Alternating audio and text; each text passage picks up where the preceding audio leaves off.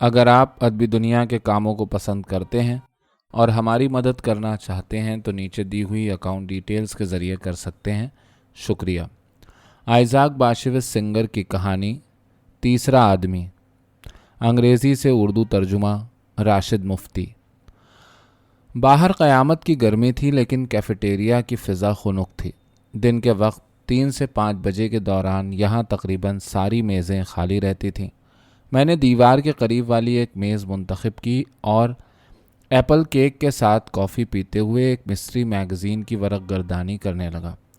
مدیر کے نام خطوط والے حصے میں ایک عورت نے لکھا تھا کہ اس کی بلی کار سے کچل کے مر گئی ہے۔ وہ اسے دفن کر چکی ہے لیکن بلی اب بھی ہر رات اس سے ملنے آتی ہے۔ خط کے نیچے عورت کا نام اور پتہ درج تھا۔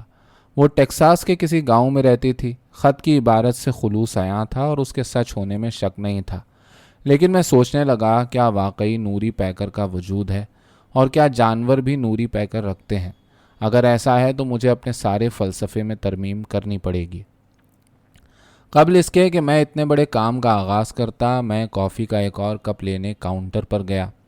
ایک حقیقت کا دوسری حقیقت سے کوئی علاقہ نہیں ہے، میں نے اپنے آپ کو سمجھایا۔ میں آس پاس بیٹھے ہوئے لوگوں کو دیکھنے لگا۔ گلابی قمیص میں ملبوس ایک نوجوان گھڑ دوڑ کی کتاب پڑھتے ہوئے لگاتار سگریٹ پیے جا رہا تھا۔ اس کی ایش ٹرے سگریٹ کے ٹکڑوں اور راکھ سے لبالب بھری ہوئی تھی۔ 2 میزیں چھوڑ کر ایک لڑکی اخبار میں ضرورت ہے کہ اشتہار دیکھ رہی تھی۔ بائیں طرف دروازے کے پاس سفید داڑھی اور بڑے بڑے سفید بالوں والا ایک لمبا آدمی بیٹھا تھا۔ وہ قدیم امریکہ کی ایک یادگار لگ رہا تھا، میں اسے اکثر دیکھا کرتا تھا۔ وہ دیکھنے میں غریب لیکن صاف ستھرا تھا۔ اس کے ہاتھ میں ہمیشہ کوئی کتاب ہوتی تھی۔ کیا وہ مذہبی تھا یا قدیم مکتبہ فکر کا کوئی دہریہ؟ کوئی صلح جو تھا یا سبزی خور؟ ارواح پرست تھا یا انتشار پسند؟ میں اس کے بارے میں کافی دنوں سے متجسس تھا لیکن اس کی حقیقت جاننے کی کوشش میں نے کبھی نہیں کی۔ دروازہ کھلا اور ایک شخص اندر آیا۔ گو میں اسے پہچان گیا لیکن اس کا نام اور ملاقات کی جگہ مجھے یاد نہ آئی۔ وہ ایک کوتاہ قد آدمی تھا اور اس کے الجھے ہوئے بالوں کا رنگ ریت جیسا تھا۔ جسم کی مناسبت سے اس کا سر بہت بڑا تھا۔ اس کی عمر 40 اور 55 کے درمیان کچھ بھی ہو سکتی تھی۔ تکان اس کے پژمردہ چہرے سے عیاں تھی۔ اس کے رخساروں کی ہڈیاں اونچی اور ناک چپٹی تھی۔ بالائی ہونٹ لمبا اور ٹھوڑی بالکل بچوں جیسی تھی۔ وہ اسپورٹس شرٹ اور لائنن کے پتلون پہنے تھا۔ چیک مشین پر پہنچ کر وہ جھجکا اور اپنی زرد آنکھیں دائیں سے بائیں گھمانے لگا جیسے کسی کو ڈھونڈ رہا ہو۔ اس کی نظر مجھ پر پڑی تو اس کا چہرہ کھل اٹھا۔ اس نے تیزی سے ایک چیک کھینچا اور مشین سے ایک زوردار گونج پیدا ہوئی۔ وہ جھجکتے ہوئے قدموں سے میری طرف بڑھنے لگا۔ اس کے پیروں میں 2 تسموں والے سینڈل تھے۔ لگتا تھا اس نے نیو یارک کی گرمی سے نباہ کر لیا ہے جبکہ میں سوٹ، ہیٹ اور ٹائی میں ملبوس تھا۔ وہ قریب پہنچ کر لبلن کے خطے کی مانوس پولش یدش زبان میں بولا، بھری دوپہر میں تم یہاں بیٹھے کیا کر رہے ہو؟ ٹھنڈے ہو رہے ہو؟ میں بیٹھ سکتا ہوں؟ تمہارے لیے کوئی چیز لاؤں؟ وہ ذرا ناک میں بولتا تھا۔ نہیں شکریہ، بیٹھ جاؤ۔ تم نے ایک بار میرے ہاں آنے کا وعدہ کیا تھا، اس نے کہا، لیکن اس شہر کا چلن ہی ایسا ہے۔ کسی کے پاس وقت ہے نہ صبر۔ شاید تم سے میرا نمبر کھو گیا۔ میرے ساتھ بھی ایسا ہی ہوتا ہے۔ لوگوں کے نمبر اور پتے لکھتا ہوں اور وہ گم ہو جاتے ہیں۔ کیا تم یہاں آتے رہتے ہو؟ کبھی میں بھی یہاں مستقل آیا کرتا تھا لیکن اب تو شاذ ہی آنا ہوتا ہے۔ میری بیوی تمہارے بارے میں کئی بار پوچھ چکی ہے۔ کیا تم کہیں قریب ہی رہتے ہو؟ اس سے پیشتر کہ میں جواب دیتا وہ چھوٹے چھوٹے تیز قدم اٹھاتا کاؤنٹر کی طرف چلا گیا۔ یہ ہے کون؟ میں نے اپنے آپ سے پوچھا۔ حقیقت یہ تھی کہ میں یہ وقت تنہا گزارنا چاہتا تھا۔ وہ یک کافی کا ایک گلاس اور سموسہ لے کر آیا۔ میں فلم دیکھنا چاہتا تھا، اس نے کہا، لیکن تنہا کون جائے؟ پھر مجھے یہ بھی معلوم نہیں کہ آج کل کون سی فلمیں چل رہی ہیں، لیکن شاید تم میرے ساتھ چلنا پسند کرو۔ تم میرے مہمان ہوگے۔ نہیں شکریہ، مجھے فلم دیکھنے کی ذرا بھی خواہش نہیں۔ نہیں، اصولاً تو میں بھی فلمیں نہیں دیکھتا تا وقتے کہ میری بیوی مجھے مجبور نہ کر دے، لیکن آج تو میں چند گھنٹے بیٹھ کر روزمرہ کے غم بھلانا چاہتا تھا۔ میں بیشتر وقت پردے کی طرف دیکھتا بھی نہیں۔ وہ گولیاں چلائیں، گانے گائیں یا جو جی چاہیں کریں، میں پرواہ نہیں کرتا، چونکہ آدمی جانتا ہے کہ وہ فلم کے پردے پر کوئی منظر بدل نہیں سکتا، لہٰذا وہ عقیدہ جبر کا قائل ہو جاتا ہے۔ بعض اوقات تو میں تصور کرتا ہوں کہ حقیقت بھی ایک فلم ہی ہے۔ تم نے کبھی ایسا محسوس کیا ہے؟ ہاں، لیکن حقیقی فلم میں ہم سب کا اپنا اپنا کردار ہوتا ہے، تھوڑا بہت انتخاب کا اختیار ہوتا ہے۔ ہم برا یا بھلا کوئی بھی کردار ادا کر سکتے ہیں۔ گویا تم انسان کے مختار ہونے میں یقین رکھتے ہو۔ میں اس پر یقین نہیں رکھتا، قطعاً نہیں۔ ہم کٹ پتلیوں سے زیادہ کچھ نہیں ہیں۔ کوئی ڈوری کھینچتا ہے اور ہم ناچنے لگتے ہیں۔ میں تو جبریت کا قائل ہوں۔ اس کے باوجود جب سڑک پر کوئی کار تمہیں کچلنے لگتی ہے تو تم بھاگنے لگتے ہو، یہ بھی جبریت ہی ہے۔ میں نے اخبار میں ایک واقعہ پڑھا تھا، ایک نوجوان اپنی محبوبہ کو باہر لے گیا۔ کھانے کے بعد وہ روسی طرز کا جوا کھیلنے لگے اور ہاں اور نہیں کے درمیان اس نوجوان نے اپنی جان لے لی۔ ہر شخص اپنا مقدر آزمانا چاہتا ہے۔ کافی دنوں سے رسالوں میں تمہارا نام نظر نہیں آ رہا۔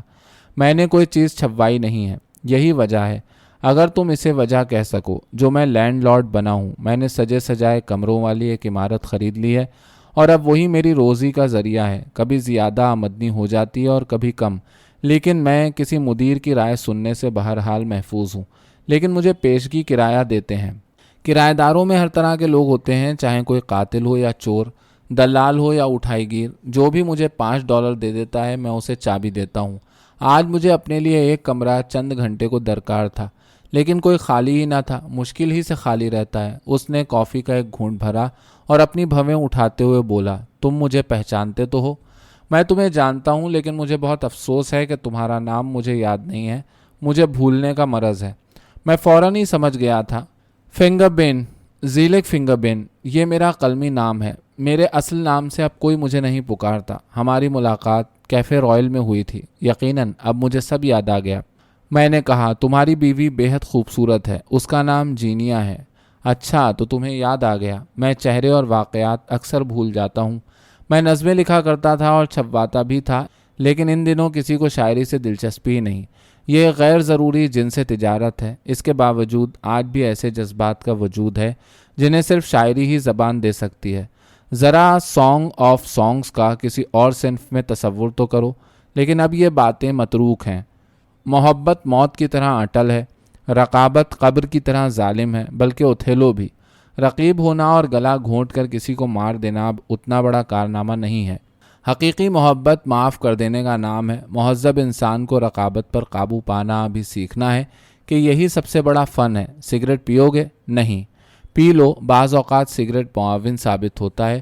عورتوں نے نسل در نسل دکھ جھیلے ہیں، کبھی کثرت ازدواج اور حرموں کے باعث، کبھی ان مردوں کے ہاتھوں جو لڑائیوں سے لوٹتے وقت داشتائیں لے آتے تھے۔ اب کڑوی گولی مردوں کو نگلنی ہوگی۔ عورتوں کی اشتہا بھی ہم جیسی ہے، بلکہ شاید ہم سے بھی زیادہ ہے۔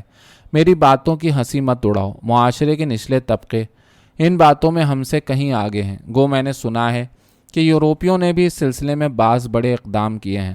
اگر برطانیہ کا بادشاہ ایک امریکی مطلقہ سے شادی کی خاطر تخت چھوڑ سکتا ہے تو یہ صرف اخباری شہ سرخیوں ہی کا مضمون نہیں، بلکہ نئے دور اور نئے انسان کی علامت ہے۔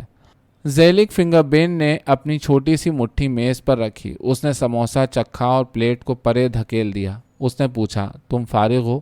ہاں، میں فارغ ہوں۔ میں جانتا ہوں کہ اپنے اسی عمل پر مجھے پچھتانا پڑے گا، لیکن چونکہ میں فلم دیکھنے نہیں گیا اور تمہارے ساتھ بیٹھ گیا، میں تمہیں ایک ایسی بات بتانا چاہتا ہوں جس کا تعلق تم سے بھی ہے۔ مجھ سے؟ وہ کیسے؟ تمہاری ذات سے نہیں، تمہاری تحریروں سے۔ کوتاہ قد زیلک فنگر بین نے پیچھے کی طرف اس طرح دیکھا گویا اسے اپنی باتیں سن لیے جانے کا خوف ہو۔ اس کی نیم متبسم اور نیم سوالیہ زرد آنکھیں مجھ پر مرکوز تھیں۔ وہ بولا، جو کچھ میں تمہیں بتانے جا رہا ہوں وہ کسی اور کو ہرگز معلوم نہیں ہونا چاہیے۔ ہر شخص کو ایک رازدار کی ضرورت ہوتی ہے۔ راز جب تک کسی اور کو معلوم نہ ہو راز نہیں ہوتا، بلکہ محض ایک پوشیدہ بات ہوتی ہے۔ اس کا تعلق میری بیوی سے ہے۔ ہم دونوں میں بہت محبت ہے۔ میں کنوارا تھا تو میرا خیال تھا کہ شادی شدہ لوگوں میں کسی قسم کی محبت ہو ہی نہیں سکتی، کیونکہ شادی کے ادارے سے بڑھ کر کسی ادارے کی تضحیق نہیں کی جاتی۔ لیکن ان تضحیق کرنے والوں میں سے اکثر جلد یا بدیر کسی ربی کے پاس جا کر رشتہ ازدواج میں منسلک ہو جاتے ہیں۔ ایک شادی ناکام ہو تو وہ دوسری، تیسری، حتیٰ کہ 5ویں آزماتے ہیں۔ بلا شبہ بوڑھے کنوارے اور کنواریاں بھی خاصی تعداد میں ہیں، لیکن شادی کا ارمان انہیں بھی ہے۔ وہ آخری لمحے تک تلاش جاری رکھتے ہیں۔ ابھی تم نے کہا تھا کہ میری بیوی خوبصورت ہے۔ شکریہ۔ میں بتا نہیں سکتا کہ شادی سے قبل وہ کس قدر خوبصورت تھی۔ ہم کیلسی کے رہنے والے ہیں. ہمارا تعلق نوجوانوں کی ایک تنظیم سے تھا اور ہم وہیں متعارف ہوئے تھے. تنظیم کے سارے نوجوان اس کے گرویدہ تھے اور کچھ تو بڑی شدت سے اسے چاہتے تھے. ظاہر ہے کہ میں جسمانی طور پر اوروں کے مقابلے میں کمتر تھا، لیکن ذہانت میں بہرحال ان سے زیادہ تھا. میں اور ورجینیا ایک دوسرے سے شدید محبت کرنے لگے. میں پولینڈ کی فوج میں بھرتی ہونے کا روادار نہ تھا، لہٰذا ہم دونوں سن 1924 میں امریکہ آ گئے، اور وہ بھی عین اس روز جو امریکہ میں آزادانہ داخلے کا آخری دن تھا. ہم رات کی طرح تہی داماں تھے. مجھے تخلیقی کام کا وقت دینے کے لیے جینیا نے ایک دکان میں نوکری کر لی. اس کا خیال تھا کہ مجھ میں دوسرا سلیویسکی یا بائرن بننے کی صلاحیت ہے. خیر، جیسا کہ میری ماں کہا کرتی تھی، جو سوچتے ہیں وہ خود کو بے وقوف بناتے ہیں. مجھے یہ بتانے کی ضرورت نہیں کہ نیو یارک میں یدش زبان کے شاعر کی کیا حیثیت ہے. میرے جیسے حالات میں لارڈ بائرن بھی محض لینڈ لارڈ بن کر رہ جاتا. رفتہ رفتہ میری تخلیقی صلاحیتوں کا سحر ٹوٹتا گیا، لیکن ہماری باہمی محبت اس سے بے نیاز رہی. مرد اور عورت کو ایک دوسرے میں کیا نظر آتا ہے، یہ بات کوئی تیسرا شخص کبھی نہیں جان سکتا. دن چاہے ہم پر کتنا بھی گراں بار رہا ہو، ہماری شامیں ہمیشہ خوشگوار ہوتی تھیں.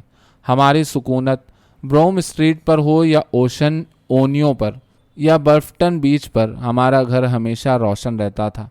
ہم دونوں کو خوبصورت چیزوں سے پیار تھا، اور اسی زمانے میں نوادرات 3rd ایونیو پر کوڑیوں کے مول مل جاتے تھے. ہمیں کوئی غم تھا تو اپنے بے اولاد ہونے کا. میں ایک اسکول میں یدش زبان پڑھانے لگا تھا اور میری تنخواہ اچھی خاصی تھی. کبھی کبھار جب کسی مدیر کو خالی جگہ بھرنی ہوتی تھی تو وہ اپنے پرچے میں میری بھی کوئی چیز لگا دیتا تھا. جینیا کو دکان پر ترقی مل گئی تھی اور ہم اپنی آمدنی سے کافی بچا لیتے تھے.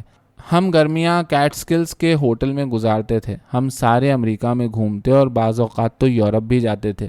لیکن ان سب باتوں کے باوجود میں بطور شاعر اپنی ناکامی سے نباہ نہ کر سکا، اور اس کا دکھ جینیا کو بھی تھا.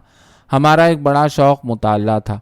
ادب سے مجھے عشق تھا، اور جینیا بھی کتابوں کے بغیر نہیں رہ سکتی تھی. شروع میں ہم یدش اور پولش ادب پڑھتے تھے، لیکن بعد میں جب ہم نے انگریزی سیکھ لی تو انگریزی ادب بھی پڑھنے لگے.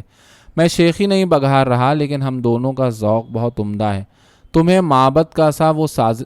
معبد کا وہ سازندہ یاد ہے جس کا کہنا تھا، میں گا نہیں سکتا لیکن گانا سمجھتا ضرور ہوں. جینیا کا ذوق مجھ سے بھی بہتر ہے. کیسی عجیب بات ہے کہ غبی اور بہرے لوگ تو ادب کے نقاد اور پروفیسر ہیں، لیکن جینیا جسے لفظوں کی مکمل پرکھ ہے، ایک دکان میں ملازم ہے. خیر، یہ سب تو اس دنیا کی منافقت کا حصہ ہے. سچ پوچھو تو ہمیں زیادہ محنت نہیں کرنی پڑتی تھی. جینیا کی نوکری اس قسم کی تھی کہ اس کے پاس کافی وقت بچ رہتا تھا. اور یدش اسکولوں کا حال تو تم جانتے ہی ہو. ہم اپنے گھر پر چھوٹی موٹی تقریبیں کرتے رہتے تھے، اور ہمارے مہمان اکثر وہی گنتی کے چند دوست ہوتے تھے. لیکن اس سے زیادہ ہمیں ایک دوسرے کی قربت پسند تھی، اور اکثر تو مہمانوں کے جانے کے بعد ہم خدا کا شکر کرتے تھے. کتنے جوڑے ہوں گے جن کی زندگی ایسی خوشگوار ہو. لیکن اپنی بیوی سے بے انتہا محبت کے باوجود میں دوسری عورتوں کے بارے میں کبھی بے حس نہیں رہا. مجھے اس بات کی وضاحت کرنے کی ضرورت نہیں. آخر آج کی دنیا میں رغبت کے خلاف کیا مدافعت ہے؟ میں نیکوکار نہیں ہوں، اور اگر ہوتا بھی تو یہودیوں میں ایک سے زیادہ عورتیں رکھنا کوئی حقیقی گناہ نہیں ہے. یہ عیسائی تھے جنہوں نے ہم پر کثرت ازدواج کے خلاف پابندی تھوپی ہے. میں چاہے بائرن نہ بن سکا ہوں، لیکن عورتوں کے لیے میری اشتہا اس سے کسی طرح کم نہ تھی. ہمارا معاشرتی ماحول تو تم جانتے ہی ہو. مواقع کی کوئی کمی نہیں ہے. میں کسی معاشقے میں سنجیدگی سے نہیں الجھا، لیکن وقتاً فوقتاً دوسری عورتوں سے جی بہلاتا رہا. شروع میں یہ باتیں جینیا سے چھپاتا تھا، لیکن اس کی حسیں بہت تیز ہیں. بلکہ کبھی کبھی تو مجھے شک ہوتا ہے کہ وہ میرا ذہن پڑھ سکتی ہے. اس نے میرے اعتراف پر کوئی مسئلہ کھڑا نہیں کیا. بس یہ کہا، جو تمہارا جی چاہے کرو، لیکن میرے پاس لوٹ آنا. جو میں تمہیں دے سکتی ہوں کوئی دوسری عورت نہیں دے سکتی. وہی مخصوص نسوانی باتیں. مجھے یہ بھی احساس ہونے لگا کہ میرے نام نہاد مار کے اس میں ایک نئی خواہش جگا دیتے ہیں. اس میں بھی کوئی نئی بات نہیں تھی. حالات برسوں اسی ڈھرے پر چلتے رہے. ہماری شامیں اور راتیں کتابوں میں پڑھی ہوئی حقیقتوں اور خوابوں پر باتیں کرتے گزرتی تھیں. دوسری عورتوں سے قربت کی آزادی کے باوجود میں اکثر لوگوں کی طرح اپنی بیوی کو باعصمت دیکھنا چاہتا تھا. پہل تو جینیا نے مجھے تنبیہ کی کہ اگر میں نے دوسری عورتوں کا پیچھا کیا تو وہ بھی یہی کرے گی. لیکن وقت گزرتا گیا اور ہر چیز جوں کی توں رہی. جینیا فطرتاً شرمیلی ہے اور خدا جانے یہ شرم کتنی نسلوں کا بخشا ہوا ورثہ ہے۔ اس نے مجھے خود بتایا کہ کسی اور کی قربت کا تصور ہی اس کے بدن میں تھر تھری پیدا کر دیتا ہے۔ ہم ایک کھیل کھیلا کرتے تھے، فرض کرو تم خود کو اس صورتحال میں پاؤ تو کیا کرو گے؟ اور صورتحال ہم اکثر یدش اخباروں میں چھپی تمہاری کہانیوں سے لیا کرتے تھے۔ ادب زندگی پر کس قدر اثر ڈالتا ہے خدا جانے تمہیں اس کا احساس ہے یا نہیں۔ ہم نے تمہارے کرداروں پر غالباً تم سے بھی زیادہ غور کیا ہے۔ میں تمہارے ساتھ کل تک بیٹھا رہوں تو بھی 1000واں حصہ نہیں سنا پاؤں گا، لیکن میں مختصراً بیان کروں گا۔ جینیا نے اصرار شروع کر دیا کہ مرد اور عورت کی نفسیات میں کوئی بنیادی فرق نہیں ہے، بلکہ اس نے اپنے لیے ایک دوست ڈھونڈنے کی بات بھی کی۔ میں نے اس کی بات کو دل لگی جانا۔ اس کی چھیڑ چھاڑ نے مجھے اکسا دیا اور جذباتی اشتعال کا مطلب تم جانتے ہی ہو۔ اس نے پوچھا کہ اگر کوئی مرد اسے بھا گیا اور وہ خود پر قابو نہ رکھ سکی تو میرا رد عمل کیا ہوگا؟ کیا میں اسے چھوڑ دوں گا، اسے پیار کرنا ترک کر دوں گا؟ اور اگر میں ایسا کروں گا تو کیا اس سے ثابت نہ ہوگا کہ میں دوہرے معیار رکھتا ہوں؟ میں نے اسے یقین دلایا کہ میں ایسا نہیں کروں گا۔ جیسا کہ انگریزی کہاوت ہے، جو کچھ مادہ ہنس کے لیے درست ہے وہی نر کے لیے بھی درست ہے۔ لیکن یہ ساری باتیں بیکار تھیں۔ جینیا کو مسلسل اکسایا جا رہا تھا اور وہ مسلسل انکار کیے جا رہی تھی۔ اس نے اعتراف کیا کہ مجھ سے نباہ اس نے صرف اپنے کو یہ باور کرانے کو کیا تھا کہ وہ ایک جدید شہری عورت ہے، کوئی قدیم دیہاتن نہیں۔ وہ ایک حقیقی الجھاؤ کا شکار ہو گئی۔ وہ سوچنے لگی جو کچھ مادام بواری، آنا کیرینینا یا تمہاری ہداسا اور کلیرا کر سکتی ہیں میں کیوں نہیں کر سکتی؟ دکان کی باقی لڑکیاں اپنی کامیابیوں کے بارے میں بڑھ چڑھ کے باتیں کیا کرتی تھیں۔ ان دنوں ہمیں ورغلانے کے لیے شیطان کو اپنی آواز اونچی نہیں کرنی پڑتی، اس کا یہ کام فن کی دیویاں کر دیتی ہیں، اور جینیا کسی مقدس کنواری کی طرح ان کی نظروں کے سامنے موجود تھی۔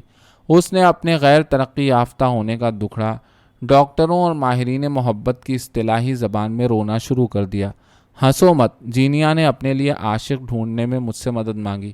کیا یہ پاگل پن نہیں ہے؟ اس نے کہا، میں یہ کام اکیلی نہیں کر سکتی، میرے لیے کوئی شخص ڈھونڈو۔ وہ صرف ایک بار یہ جاننا چاہتی تھی کہ ترقی یافتہ ہونے کا مطلب کیا ہے۔ ایک رات ہم نے بیٹھ کر امیدواروں کی فہرست بنا ڈالی۔ یہ ایک کھیل تھا، میں 50 سے گزر چکا ہوں اور جینیا بھی زیادہ جوان نہیں ہے۔ ہم دادا دادی ہو سکتے تھے، لیکن اس کے بجائے ہم آدھی رات کو بیٹھے ممکن عاشقوں کی فہرست بنا رہے تھے۔ کیا یہ بات مضحکہ خیز نہیں ہے؟ اتنی نہیں، ٹھہرو، میں اپنے لیے کافی لے آؤں۔ زیلک فنگر بین کافی کے 2 کپ لے کر لوٹ آیا، ایک اپنے اور ایک میرے لیے۔ اس نے چسکی لیتے ہوئے کہا، مطالعے کے دوران ایک لفظ اکثر میری نظر سے گزرا ہے، زن یار، یعنی بیوی کا عاشق۔ اس لفظ کا مفہوم میں کبھی سمجھ نہ پایا۔ آخر کوئی اپنی بیوی کو بے وفائی کی اجازت کیوں دینے لگا؟ ایسے شخص کو اپنے گھر ہی کیوں بلانے لگا؟ میرا خیال تھا کہ یہ لفظ ناول نویسوں اور ڈرامہ نگاروں کی اختراع ہے۔ کیلیسی میں تو اس طرح کا کوئی رواج نہ تھا، لیکن دیکھتا ہوں کہ یہاں امریکہ میں اس کا وجود ہے۔ اداکار، ڈاکٹر، تاجر سبھی اس میں ملوث ہیں۔ ایسے لوگ واقعی موجود ہیں جو اپنی بیوی کے عاشق سے دوستی کر لیتے ہیں، اکٹھے کھاتے پیتے ہیں، تھیٹر جاتے ہیں۔ میں تصور بھی نہیں کر سکتا تھا کہ یہ واقعہ میرے ساتھ بھی ہو سکتا ہے، لیکن میرے ساتھ بھی ایک زن یار ہے، اور یہی وجہ ہے کہ میں تمہارے ساتھ یہاں بیٹھا ہوں۔ یہی وجہ ہے کہ میں فلم پر جانا چاہتا تھا۔ وہ آتا ہے تو میں گھر سے نکل پڑتا ہوں، بلکہ اس کے آنے سے پہلے ہی نکل پڑتا ہوں۔ ہو سکتا ہے کہ وہ زنیار نہ ہو، لیکن وہ میرے یہاں آتا ہے اور میں اس بارے میں جانتا ہوں۔ معاملہ اس طرح شروع ہوا۔ چند سال پہلے پولینڈ سے ایک ریفیوجی آیا تھا، ہو سکتا ہے تم اسے جانتے ہو، لہٰذا میں صرف اس کا پہلا نام ظاہر کروں گا، جو میکس ہے۔ حالانکہ وہ مکمل طور پر پولینڈ میں پلا بڑھا ہے، لیکن یدش بہت عمدہ بولتا ہے۔ وہ مصور ہے، اس کا اپنا دعویٰ تو یہی ہے۔ وہ کینوس پر چند دھبے ڈال کر انہیں غروب آفتاب یا بل فائٹ کا منظر بتاتا ہے۔ خاص بات یہ ہے کہ لوگ اس کی تصویریں خریدتے ہیں۔ آج کا خریدار بھی اتنا ہی ڈھونگیا ہے جتنا کہ پیشکار تصویر اپنے پیروں پر کھڑی ہو تو گھٹیا ہے، لیکن تم اسے سر کے بل کھڑا کر دو تو وہ فن پارا ہے۔ میری اس کی ملاقات کیفے رائل میں ہوئی تھی۔ وہ ایک چاپلوس قسم کا آدمی ہے۔ اس کی مضطرب نظریں ہر وقت محبت، دوستی اور خدا جانے کس شے کی متلاشی رہتی ہیں۔ تعارف ہوتے ہی وہ مجھ سے اس طرح لپٹ گیا جیسے میں اس کا مدتوں کا بچھڑا بھائی ہوں۔ اس نے فوراً ہی میرا پورٹریٹ بنانے کی خواہش ظاہر کی۔ اس نے بتایا کہ اس کا خاندان بھی کیلیسی میں ہے، اور باتوں باتوں میں کھلا کہ وہ میرا دور دراز کا رشتہ دار بھی ہے۔ لوگ مجھ سے بہت زیادہ خلوص برتیں تو عموماً اس کی وجہ جینیا ہوتی ہے۔ یہ کوئی ڈھکی چھپی بات نہیں ہے، لیکن میری اور میکس کی ملاقات جینیا کی عدم موجودگی میں ہوئی تھی، اور آخرکار جب اس نے جینیا کو دیکھا بھی تو اس پر کوئی خاص توجہ نہ دی۔ جینیا نے اس بات میں اپنی ہتک محسوس کی، وہ مردوں کی عدم توجہی کی عادی نہیں ہے۔ میکس کے بنائے ہوئے پورٹریٹ میں آدھا بنمانوس اور آدھا مگرمچھ نظر آتا تھا۔ جدید مصور اس کے علاوہ کر بھی کیا سکتے ہیں؟ بعد میں کھلا کہ وہ ایک چالاک بیوپاری ہے۔ وہ نوادرات اور زیورات کا کاروبار کرتا تھا۔ بہت ہی کم وقت میں اس کا حلقہ احباب وسیع ہو گیا۔ وہ ہمیں طرح طرح کی چیزیں دکھانے لگا، چاندی کے تشت، ہاتھی دانت کی سوئیاں، تمباکو کی ڈبیاں اور خدا جانے کیا الا بلا۔ جینیا تو ایسی چیزوں کی دیوانی ہے، اور میکس کی قیمتیں غیر معمولی طور پر کم تھیں۔ رفتہ رفتہ مجھے احساس ہوا کہ وہ ٹھیک آدمی نہیں ہے۔ اس نے میرا پورٹریٹ بنانے میں مہینوں لگا دیے۔ وہ مجھے حسرتناک نظروں سے دیکھتا تھا اور مجھے چھونے کا کوئی موقع ہاتھ سے نہ جانے دیتا تھا۔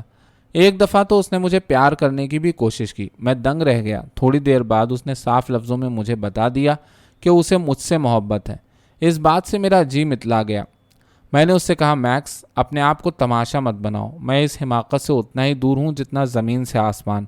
اور اس نے ایک ٹھکرائے ہوئے عاشق کی طرح آہیں بھرنی شروع کر دیں۔ میں نے یہ واقعہ جینیا کو بتایا، وہ بھی حیران رہ گئی۔ ٹھیک ہے، ہم ایسی باتوں کے بارے میں پڑھتے رہتے ہیں، لیکن یہی باتیں جب اپنے ساتھ پیش آئیں تو یقین نہیں آتا۔ ہمیں راتوں کو گپ شپ کے لیے ایک نیا موضوع مل گیا تھا۔ جینیا کو اس بات پر شدید غصہ تھا کہ مردوں کے لیے میں اس سے زیادہ دلکش ہوں۔ میں نے میکس سے چھٹکارا پانے کا فیصلہ کر لیا، لیکن ایسا کرنے کا کوئی طریقہ میری سمجھ میں نہ آتا تھا۔ میکس جان چھوڑنے والا آدمی نہیں ہے۔ اس نے ہمارے ہاں آنا جانا جاری رکھا، اور وہ جب بھی آتا کوئی نہ کوئی تحفہ ضرور لاتا تھا۔ وہ تھیٹر کے سارے لوگوں کو جانتا، اور صرف سیکنڈ ایونیو والوں کو نہیں بلکہ براڈ وے والوں کو بھی۔ اور اس طرح جو کھیل دیکھنے کو ہمیں مہینوں انتظار کرنا پڑتا، ہم اس کی بدولت شروع ہی میں دیکھ لیتے تھے۔ وہ ہمیں سیر تفریح کی جگہوں اور ہوٹلوں میں لے جاتا تھا۔ میں حیرت سے سوچتا تھا، کیا زن یار ایسے ہوتے ہیں؟ ایک بار تھیٹر دیکھتے ہوئے اس نے میرا ہاتھ تھامنے کی کوشش کی، لیکن میں نے اسے بتا دیا کہ اگر اس نے ایسا کیا تو میں اس سے قطع تعلق کر لوں گا۔ میں اس سارے سلسلے سے اکتا گیا تھا، لیکن مجھ میں اور جینیا میں اچانک ایک طرح کا مقابلہ شروع ہو گیا۔ مجھے اس پر بڑا تعجب تھا۔ ایک حسین عورت اس بے وقوف کی توجہ حاصل کرنا چاہتی تھی، لیکن وہ میری صورت تکتا رہتا تھا۔ جینیا اس سے مخاطب ہوتی تو وہ سنتا ہی نہ تھا، لیکن میں کوئی چھوٹی سی بھی بات کہہ دیتا تو وہ ہمتن گوش ہو جاتا تھا۔ کیا اس سے زیادہ مذہب کوئی اور بات ہو سکتی ہے؟ مجھے محسوس ہونے لگا کہ اس کی وجہ سے میری گھریلو زندگی برباد ہو رہی ہے۔ ہر رات ہم دونوں اسے اپنی زندگی سے نکالنے کی مختلف تدبیریں سوچتے تھے۔ ہر رات ہم فیصلہ کرتے، لیکن اگلے ہی دن میکس بغل میں کوئی تحفہ دبائے پھر چلا آتا۔ وہ ہمیں کوئی نادر شے بیچنے کی پیشکش کرتا یا پھر کوئی سنسنی خیز کہانی سنانا چاہتا تھا، اور قبل اس کے کہ میں انکار کر سکتا، جینیا اس سے کھانے کے لیے کہہ دیتی۔ وہ تو مجھے بعد میں پتا چلا کہ اس کے سارے نوادرات جعلی تھے اور اس کی بیشتر تصویریں بھی نقلی تھیں۔ یہ شخص سر سے پاؤں تک فراڈ تھا۔ میں اس کی تفصیل میں نہیں جاؤں گا۔ جینیا اس سے تنہا ملنے لگی۔ اس نے اپنی ہمہ وقتی نوکری چھوڑ دی اور ہفتے میں صرف 2 دن کام پر جانے لگی۔ اسی دوران میں نے سجے سجائے کمروں والی عمارت خرید لی تھی، اور میری ساری توجہ اس پر مبذول تھی۔ اب مجھے اس احمق کی محبت بھری نظریں برداشت کرنے کا یارہ نہ تھا۔ جینیا اب بھی اس سے متاثر تھی، لیکن بظاہر وہ اسے مجھ سے چرا لینا چاہتی تھی۔ سچ تو یہ ہے کہ میکس کے اطوار عورتوں جیسے تھے۔ وہ باتونی تھا، عورتوں کی چیزیں رکھتا تھا، اور تقریباً ساری انگلیوں میں نگینے والی انگوٹھیاں پہنتا تھا۔ اس کے بال تیل کی کثرت سے لمبے اور چمکدار تھے۔ اسے کپڑوں کا وہم تھا۔ حالانکہ پستہ قد میں ہوں، لیکن ایڑی والے جوتے وہ پہنتا تھا، اور اس کی ٹائیاں۔ کون عورت ہے جو ایسی لغویات برداشت کرے گی؟ تم مجھے بے وقوف کہو گے، لیکن یہ بات کبھی میرے ذہن میں نہ آئی کہ جینیا اس سے معاشقہ کرنے لگے گی۔ معاشقہ؟ اس کے باوجود کہ وہ ہم جنس پرست ہے؟ میں نے پوچھا۔ خدا ہی جانتا ہے کہ وہ کیا ہے۔ چونکہ اس سے متعلق ہر بات جھوٹی ہے، لہٰذا ممکن ہے یہ بات بھی جھوٹی ہو سکتا ہے میرے ساتھ اس کی تفریح محض جینیا تک پہنچنے کا بہانہ ہو۔ وہ پرانا گھاگ ہے۔ رفتہ رفتہ جب میں اس سے کھنچ گیا تو وہ اور جینیا شیر و شکر ہو گئے۔ وہ اکٹھے کھانا کھاتے، تھیٹر اور فلمیں دیکھتے اور نمائشوں میں جاتے تھے۔ میں احتجاج کرتا تو جینیا کہتی، تم اس سے جلتے ہو۔ مجھ سے زیادہ تو وہ تم میں دلچسپی لیتا ہے۔ حقیقت یہ ہے کہ وہ جب بھی کہیں جاتے مجھے ضرور پوچھتے، لیکن میں ہمیشہ انکار کر دیتا تھا۔ جینیا نے مجھے قسم کھا کر بتایا کہ میکس نے اسے کبھی چھوا تک نہیں، اور میں نے جینیا کا یقین کر لیا۔ یہ سلسلہ مہینوں چلتا رہا۔ انسان میں خود فریبی کی اہلیت حیران کن ہے۔ علاوہ ازیں میں فلموں، تھیٹروں اور تحائف کے اس سارے سلسلے سے تھک چکا تھا۔ گھر میں رنگ ہونا تھا اور میں حیران تھا کہ سامان کہاں رکھوں۔ لاکھوں ایجادیں ہو چکی ہیں لیکن گھر میں رنگ کرانے کا بحران اپنی جگہ ہے۔ اسے ٹالنے والی ایجاد ہنوز ہونی ہے۔ سارا اسباب اچانک باہر آ جاتا ہے۔ دیواروں سے تصویریں اتر جاتی ہیں، کتابیں فرش پر ڈھیر ہو جاتی ہیں، رنگ کی بو سے جی متلانے لگتا ہے۔ آدمی خود اپنے گھر میں اجنبی ہو جاتا ہے اور اس پر یہ تلخ حقیقت عیاں ہوتی ہے کہ دوسری ساری چیزوں کی طرح گھر بھی فقط سراب ہے۔ مجھے محسوس ہونے لگا کہ ہر چیز ٹوٹ پھوٹ رہی ہے، اور پھر ایک رات جینیا نے اعتراف کر لیا کہ میکس سے اس کا معاشقہ چل رہا ہے۔ ذیلک فنگر بین نے اپنی باقی ماندہ کافی ایک گھونٹ میں حلق سے اتار لی۔ وہ مجھے ملامتی نظروں سے دیکھ رہا تھا۔ اتنے حیرت زدہ کیوں ہو؟ تم جدید آدمی کی طرح لکھتے ہو لیکن تمہارے دل میں بھی قدیم اخلاقیات اور تعصبات کا انبار ہے۔ کبھی میں بھی ان کی گرفت میں تھا لیکن میں نے خود کو آزاد کرا لیا۔ آج کی عورت کو ایک ہی مرد کے ساتھ ساری عمر گزارنے کی سزا نہیں دی جا سکتی، چاہے وہ مرد اس کا پسندیدہ ہی کیوں نہ ہو۔ جینیا سے زیادہ نباہ کرنے والی عورت مشکل ہی سے ملے گی، لیکن وہ 20ویں صدی میں رہتی ہے۔ اسے یہ سوچنے پر مجبور نہیں کیا جا سکتا کہ سارے نیو یارک میں ذیلک فنگر بین ہی واحد مرد ہے۔ اس کے باوجود جب اس نے اپنے معاشقے کے بارے میں مجھے بتایا، میں بوکھلا گیا۔ مجھے ایسا محسوس ہوا کہ میری زندگی تباہ ہو گئی۔ میرے بس میں ہوتا تو اسے گھسیٹ کر دارالعقوبت لے جاتا اور قدیم زمانوں کی طرح سنگسار کرا دیتا، لیکن نیو یارک میں کوئی دارالعقوبت نہیں ہے۔ میں اپنا اسباب سمیٹ کر رخصت ہو سکتا تھا، لیکن کہاں جاتا؟ اور پھر جاتا بھی تو کس کے پاس؟ جس رات جینیا نے مجھے یہ بات بتائی، ہم دونوں بستر میں تھے۔ وہ کسی ننھی بچی کی طرح چلا رہی تھی۔ اس نے مجھ سے کہا، مجھے کیا کرنا چاہیے؟ تم کہو تو تم سے وابستگی کا ثبوت دینے کے لیے میں تمہارے ساتھ جان دے سکتی ہوں۔ بستر اس کی آہوزاری سے ابل رہا تھا۔ تم مجھے احمق کہو گے، لیکن میں نے اسے تسلی دی۔ میں نے اس سے کہا کہ یہ کوئی المیہ نہیں ہے، لیکن دہشت سے میرے دانت بج رہے تھے۔ اس رات ہم دونوں نے قسم کھائی کہ اب میکس سے کوئی سروکار نہیں رکھیں گے، لیکن میں جانتا تھا کہ ایسا ممکن نہیں ہے۔ بانیان مذہب خدا کو بھلے نہ جانتے ہوں لیکن انسانی فطرت کو ضرور سمجھتے تھے۔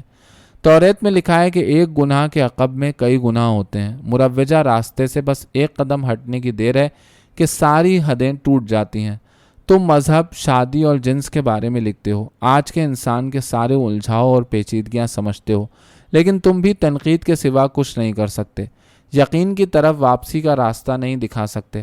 اپنے اجداد جیسی نیکوکاری کے بغیر ان جیسی زندگی گزارنا ہمارے لیے ناممکن۔ گو ایسا کرتے مجھے شرم آ رہی ہے، لیکن میں بتا رہا ہوں، اس رات جینیا تو 2 گولیاں کھا کے سو گئی، لیکن میں پلک بھی نہ جھپک سکا۔ میں اپنا گاؤن اور سلیپر پہن کر اسٹڈی میں چلا گیا۔ میں نے اپنی کتابوں کی طرف دیکھا، لیکن مجھے معلوم تھا وہ راہ راست نہیں دکھا سکتی۔ ٹولسٹائی یا ڈکنز یا بالزاک کسی کو کیا سکھا سکتے ہیں؟ ان میں صلاحیت تھی، لیکن وہ بھی اتنے ہی الجھے ہوئے تھے جتنے ہم ہیں۔ اچانک میری نظر تالمود کی ایک جلد پر پڑی اور میں نے سوچا کہ دنیاوی علوم تو میرے مسئلے کا حل نہیں ہے، کیوں نہ میں خدا سے رجوع کروں۔ میں نے کتاب کھولی اور پرانے وقتوں کی طرح گنگنا کر پڑھنے لگا۔ اگر مرغی تہوار والے دن انڈا دے تو شامی مکتب کے مطابق اسے کھایا جا سکتا ہے، جبکہ ہلال مکتب کے مطابق وہ نہیں کھایا جا سکتا۔ میں ایک مدرسے کے لڑکے کی طرح آدھے گھنٹے تک جھوم جھوم کے پڑھتا رہا۔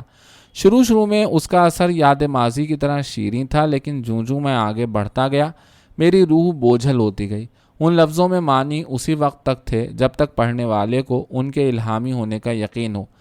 اس یقین کے بغیر یہ ساری بات محض مکتبی تھی۔ میں تھک کر دوبارہ سونے چلا گیا۔ میں اور جینیا ایک ہی بستر میں سوتے ہیں۔ اس رات میں اس نتیجے پر پہنچا کہ انسان کو اپنی سب سے طاقتور جبلت پر قابو پانا ہوگا۔ جائیداد کی طرح عورت پر حق ملکیت سے دستبردار ہونا ہوگا۔ خدا، اگر اس کا کوئی وجود ہے، غالباً ہمیں اسی سمت لے جا رہا ہے۔ اور اس کے بعد کیا ہوا؟ ہونا کیا تھا؟